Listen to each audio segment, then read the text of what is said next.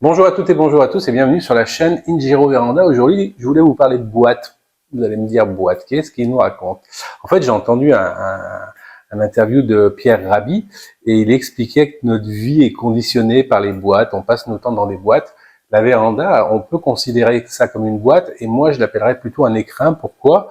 Parce que toujours la preuve par l'exemple, à partir du moment où vous allez pouvoir voir ce qui se passe à l'extérieur, c'est-à-dire lever des voiles, lever des parois opaques, comme c'est en train de se passer ici, et là encore, vous voyez pas la toiture qui est ouverte sur le ciel, mais bien sûr protégée de vitrage. Eh bien, on évite en fait toute cette vie de boîte, puisque finalement, toute notre vie, eh ben, on va travailler dans des boîtes, on se fait mettre en boîte, on est dans un berceau, on nous met dans un genre de boîte, mais encore, aujourd'hui, vous avez des berceaux qui sont transparents comme du verre.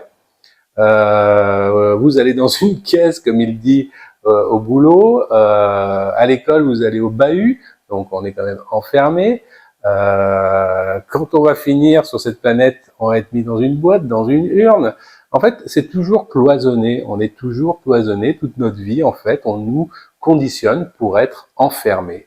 Et moi, je suis contre cela. Donc, quelque part, mon métier a un sens puisque j'offre la possibilité, comme vous le voyez derrière, d'être effectivement protégé des éléments quand il fait froid ou quand il fait chaud, et de pouvoir ouvrir ces boîtes, pouvoir avoir une vue sur l'extérieur, profiter de l'extérieur toute l'année.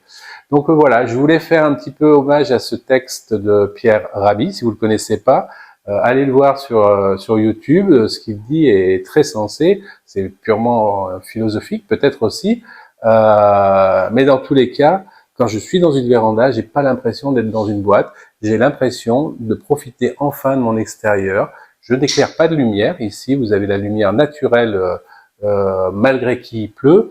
Et puis voilà. C'était important pour moi d'arrêter de se faire mettre en boîte.